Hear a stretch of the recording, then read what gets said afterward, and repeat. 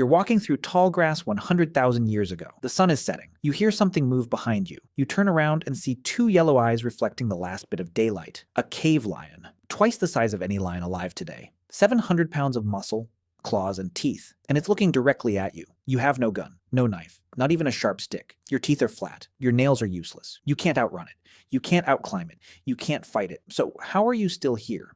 How did your ancestors survive when everything on Earth was built to kill them? Let's start with what was actually hunting us. In 1924, Raymond Dart discovered a skull in South Africa that changed everything. It belonged to a child, an early human ancestor about 3 years old, and punctured through the eye sockets were two holes perfectly spaced to match the canine teeth of a leopard. This child was prey, not a tragic accident. Prey. For millions of years, humans weren't hunters. We were hunted, and the predators we faced weren't just dangerous.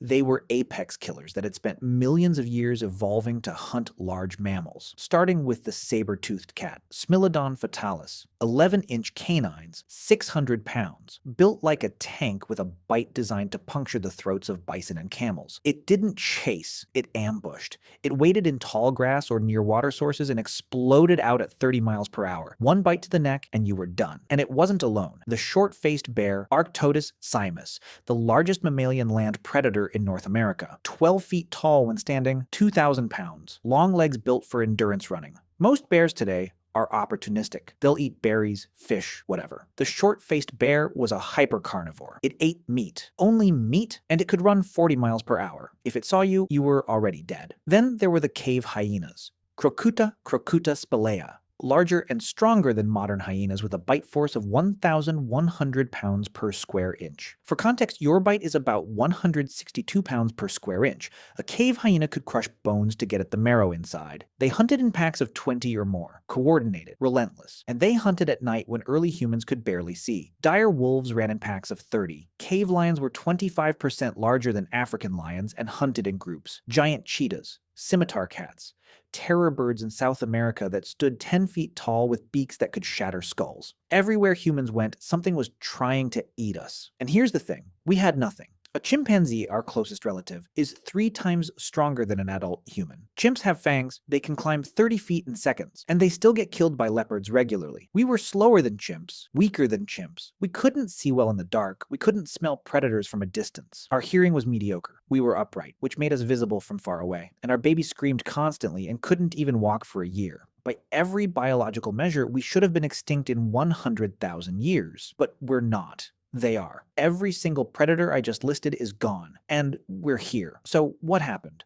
The first weapon was fire. In Wonderwork Cave, South Africa, archaeologists found evidence of controlled fire dating back 1 million years. Burned bones, ash layers, hearths, and fire changed everything. A campfire creates a safety zone roughly 30 feet in diameter. Inside that circle, predators will not enter. It's hardwired into them. Even today, lions in Africa avoid fire. It gave us light when we couldn't see. It gave us warmth in climates our hairless bodies weren't built for, but most importantly, it gave us time. Before fire, when the sun set, you found shelter and stayed completely still until morning. After fire, you had 3 to 4 extra hours every night. Time to make tools, time to plan, time to talk. And fire did one more thing. It let us cook. Cooked meat has more calories and is easier to digest. More calories meant we could afford to grow bigger brains, and bigger brains meant better problem solving. But fire alone didn't save us. The second weapon was endurance. We're terrible sprinters. A saber-tooth could hit 30 miles per hour in 3 seconds. We top out at 28 and only for a short distance.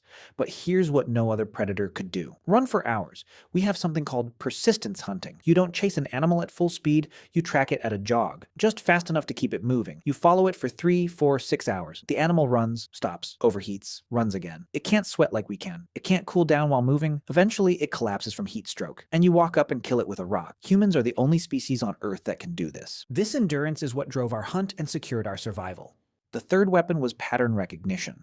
Human brains evolved to see patterns everywhere. Broken twigs means something walked here. Disturbed dirt means something dug here. The shape of tracks tells you what animal, how big, how long ago. We started tracking predators the same way we tracked prey. We learned their schedules. Saber-tooths hunt near water at dusk. Cave lions avoid fire. Short-faced bears are solitary and territorial. We observed, we remembered, we taught each other. And every generation that knowledge compounded. But the real weapon, the one that actually saved us, was each other. In 2001, archaeologists found a skeleton in Dmanisi, Georgia, dating back 1.8 million years. It belonged to an old human ancestor who had lost all their teeth years before they died. No teeth means you can't chew meat, can't process raw food. This person survived for years after losing their teeth. Someone was feeding them, chewing food for them, or cooking it soft enough to eat.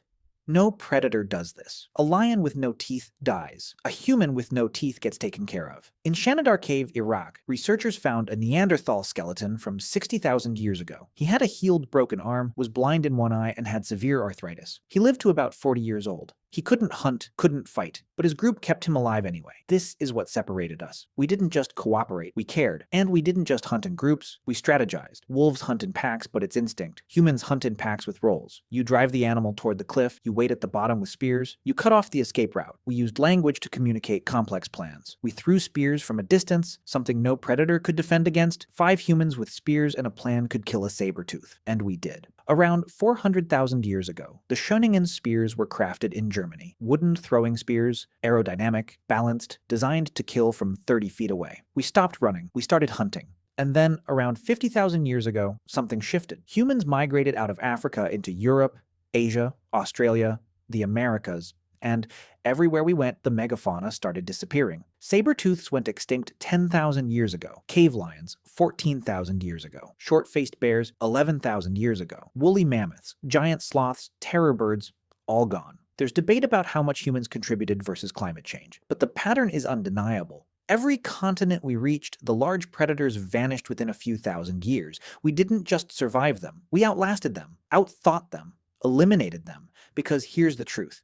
Evolution gave every predator one advantage: speed, strength, venom, camouflage. But evolution gave humans adaptability. We couldn't outrun a short-faced bear, so we threw rocks at it from a distance. We couldn't outbite a cave hyena, so we worked in groups and surrounded it. We couldn't see in the dark like a cave lion, so we made fire and turned night into day. Every biological weakness forced us to invent a solution, and those solutions compounded over thousands of generations until we became something no predator could evolve to fight. For 2 million years, we were prey. We hid in trees, we ran from shadows, we lost children to leopards and couldn't do anything but grieve. But we had one thing no predator had. We could learn from our mistakes and teach the next generation not to make them. And over time, that was enough.